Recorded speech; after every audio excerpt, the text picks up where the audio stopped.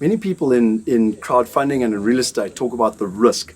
And they say, well, what is the difference between bank finance and REITs and investing in crowdfunding? And I thought, well, I'm standing here on the Great Wall of China, which is one of the 8th man-made wonders of the world and was created ultimately to prevent risk, because basically you had the marauding people up at the Northern Territories that would come down and invade the cities here in China. And so they created this great wall. They did it first in the BC, literally something like 20 BC, and it took over 1 million men. Over 500,000 of them died. There were only 5 million people in the country, so it was like 20% of every single person in the country. And then they ultimately used it to build the Silk Road, again to protect trade from east to west. And then finally, again in the 14th century, it took over 100 years. You can see it's built out of brick, and it's 6,000 kilometers long. But what relevance has that got, and why about risk? Well, firstly, when you put your mind to something, anything is possible. I mean, you look at this wall stretching off. But really, for me, it also shows you, this is really reminiscent of the value chain, because when one looks at this, was the very first internet, because you can see all these different parapets that go all the way down here. And what actually happened, whenever there was risk, whenever there were invaders coming from this side, they would light fires all the way down, and it would get all the way down to the end, and then someone would get on horse and they would ride through as fast as they could to the Forbidden City, which is where the emperor was, and that's where they could make decisions. So that's how they managed their risk. This was the very first use of the internet. And apparently it was as fast as a jeep driving from here to Beijing.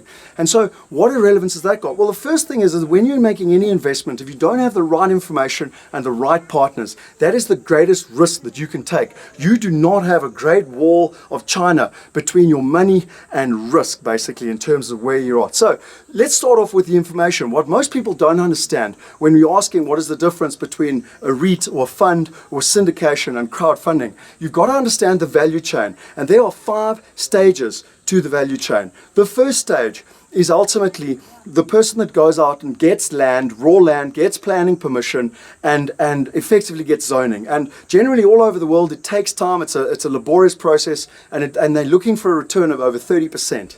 Then you have the second process. That's the developer. They come and buy a piece of land and they actually develop it. And yes, there's risk, and it takes possibly 6 months to 2 years to build the thing, sometimes even longer depending on how big this project is. This one took over 100 years. But the point being is that that's the developer. They create value and they are looking for returns of over 25%.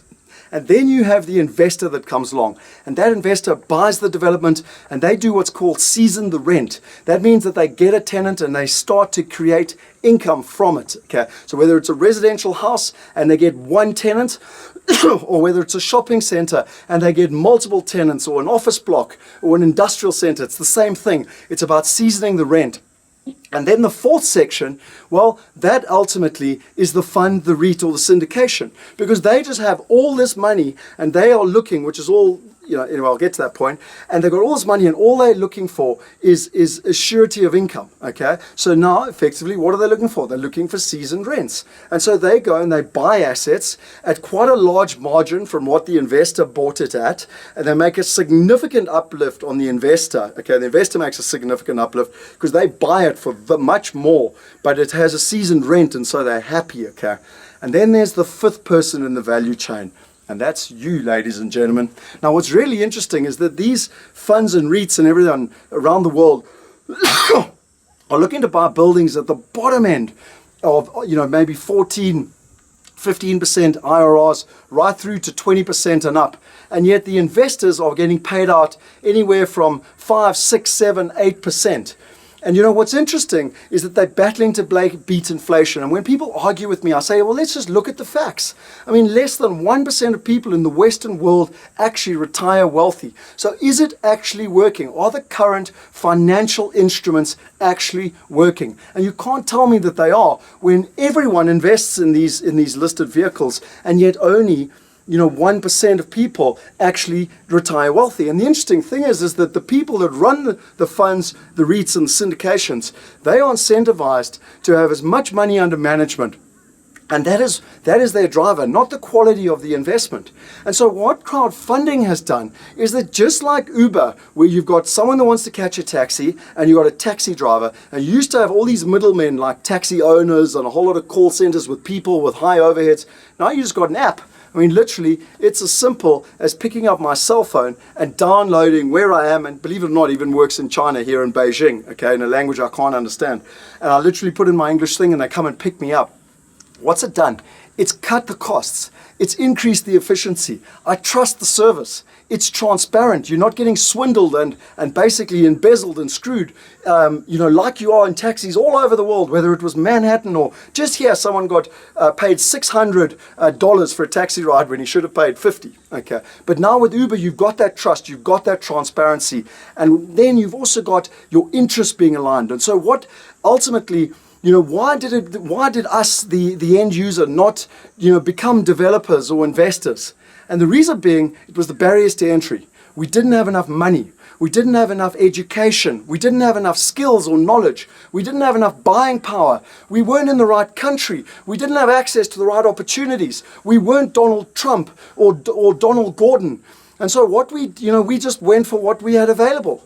But now, just like Uber, technology has reduced the costs. It's increased the efficiency. It's increased the accessibility. It cuts out the middleman. It cuts out all the fees. It increases the trust. It increases the transparency. But most importantly, it makes sure that our interests are aligned and that we ultimately all win in the long run, not just the funds or REITs by making all the fees. I've done research. On average, they earn 16 different fees in the process. Or what about the syndications that make all the money up front and they don't care what they're selling you? They've made their money anyway. You've got to have your interests aligned to succeed long term. And so that is what the difference is between funds, REITs, syndications, and crowdfunding. And you as an investor have the opportunity to go up the value chain. The reason that the 1% are wealthy is that they are either doing land at stage 1, development at stage 2, or investment at stage 3. Or to be honest, they're owner of a fund or REIT and they're earning all the funds. But no one's ever got wealthy by just putting their money in and buying shares in a listed vehicle. That I can guarantee you. And so your chance now is to cut out all these middlemen and to go directly into either being an investor, which is our income plan, or to even go further up the value chain to being a developer, which there possibly might be more risk because it's the development risk, but that is what we call our growth plan.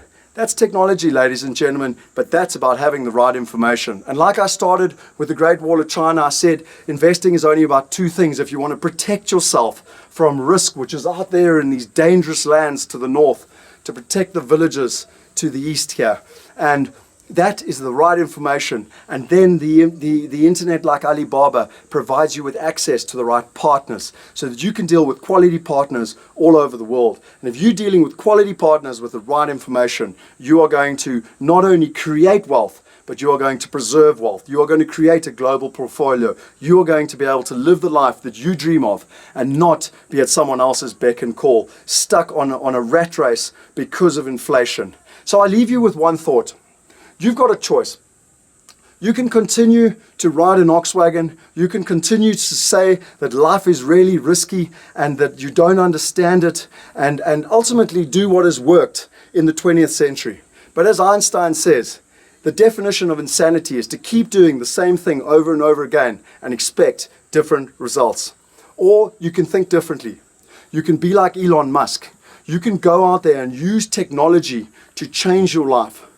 And in the process, you will change an industry, just like he is doing, to transportation, to rocket space research or whatever that is, and ultimately to energy. And so, with this incredible wall behind me, one of the greatest feats that man has ever achieved, literally millions of people died building this wall. It was an active, what is it really? It is an incredible monument to what man can achieve in terms of where they actually are.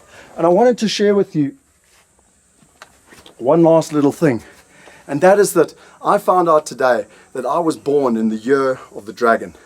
And the dragon is all about power and prosperity. This wall is a monument to what can be achieved when man puts their mind to it. And so right now, we don't understand. People say, I don't understand crowdfunding. It's more risky.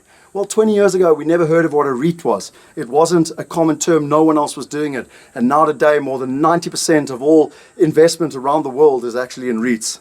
I guarantee you, 20 years from now, crowdfunding will provide that trust, that transparency, and the interests being aligned. And ultimately, it will create a bridge of safety from east to west, just like the Silk Road did, just like this very road did in helping protect people from the risk, increase trade, and ultimately empower the internet and take the internet to another level, rather than a level of just something nice to have, a level of necessity where we can solve the greatest challenge on this planet, which is the wealth gap, and empowering people. And so it's a little bit more simple or a little bit more complicated, whichever way you want to look at it, between a fund and a REIT. This is ultimately technology challenging the real estate space, challenging the financial space, challenging the wealth space, for them to be better, for them to be more powerful, more prosperous, and to provide more value to their clients. And we look forward to working with the industry, changing them from ox wagons to cars, being like Henry Ford, empowering the middle class, and most importantly, going out there and changing an industry so that we can empower 1 billion people, we can increase their level of wealth, and we can create and make this planet a better and more sustainable planet for all. Thank you very much. Live, Great Wall of China, 2015.